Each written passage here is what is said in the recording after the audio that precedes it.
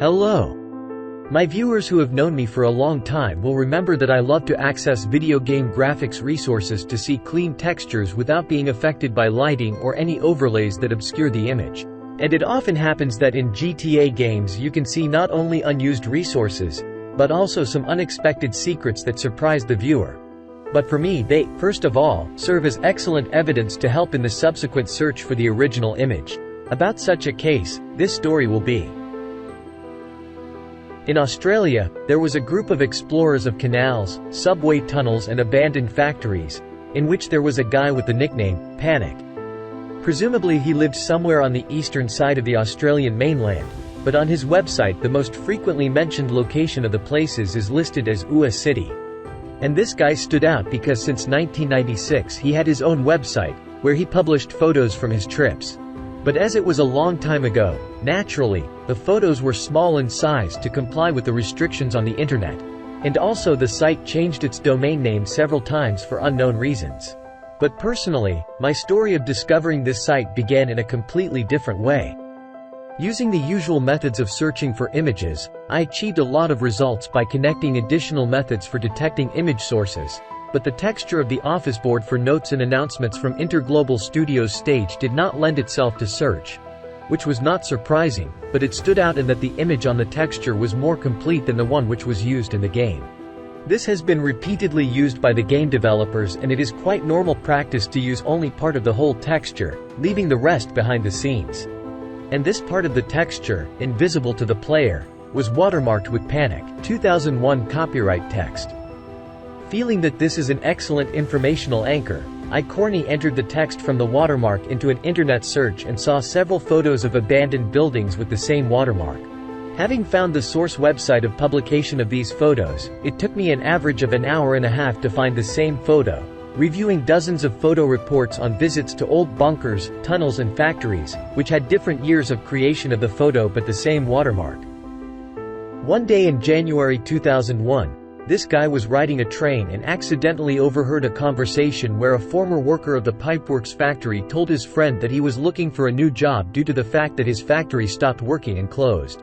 The author decided to look for all the existing pipe plants nearby and it took him 2 months to find the one that was located at a distance of about 1 kilometer from the railway, on which he then traveled by train. The explorer visited the factory twice due to the fact that the destruction of the factory was scheduled for October 2001. On the territory of the factory, he got into the industrial premises, where he overtook a color-coded fuse box, which GTA Vice City players can see on the territory of the InterGlobal Studio's film studio in the pavilion called Stage D, where Steve Scott, along with Tommy Vercetti, are in the business of filming adult movies. By the way, at the entrance to this pavilion, you can see an old blue sign with rust stains and text that calls to be tidy and use bins provided.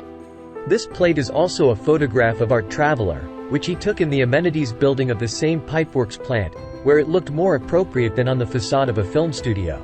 There were thoughts that a sign very similar to it with a request no entry when red light is flashing was also photographed somewhere on the territory of this abandoned pipeworks plant.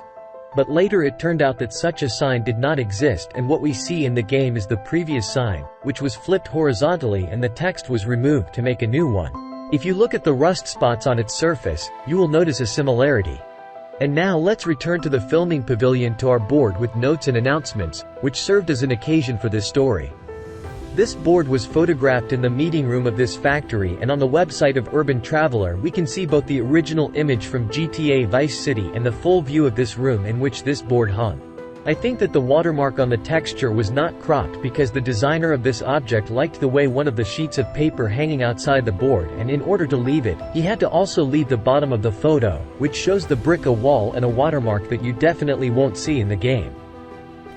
At the same factory, Mehaniq discovered a broken printer from the early 1990s and, identifying its model, he went online and wrote a letter to the company that owned this territory, in which he offered them to buy it for $20, to which he received an answer that he could pick it up for free so, as in any case, the place is subject to complete destruction. And this working website testifies to the fact that this urban explorer had a lot of such adventures, but they almost completely stopped after his trip to Chernobyl in 2007, when the author of the site gotten older and realized the risks that he exposes himself to indulging in such a hobby. He also thought about removing his site from the internet so as not to encourage other people to do same risky things, but it was decided to leave it so that people could see such things on the internet without risking their lives. But if this site were deleted, we would never see the original photo of our board from the InterGlobal Studio's film studio. And how these photos ended up in the game, I think, does not need to be explained, as it has already been repeatedly mentioned by me in stories about various sources of textures for old GTA games. And even a lot of attributions and warnings about punishment in case of misuse of his photos did not stop video game developers from using these pictures as textures. Whether he knows about the use of these photos in GTA Vice City remains unknown. I can also add that in Vice City Definitive Edition, all the textures from Mehaniq authorship have not undergone noticeable changes and we see almost the same content as in the original game. Thank you for watching, and if you liked this video, press like button and follow the new releases on my YouTube channel. See you.